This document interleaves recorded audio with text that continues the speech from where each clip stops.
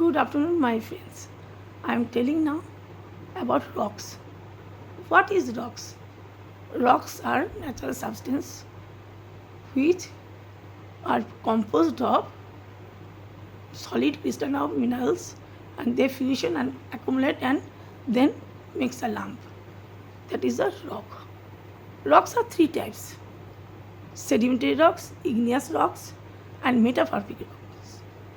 Igneous rocks, when volcanic eruption, when magma comes from the earth, inner surface of the inner part of the earth, and cools down, when then the rocks is produced, that is called igneous rock.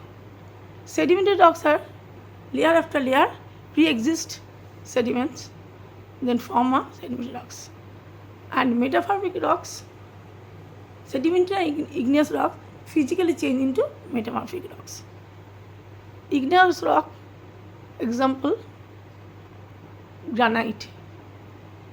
Sedimentary rocks, sandstone and limestone. And metamorphic rock, example, marble. Thank you very much. Please subscribe, like, comment and share.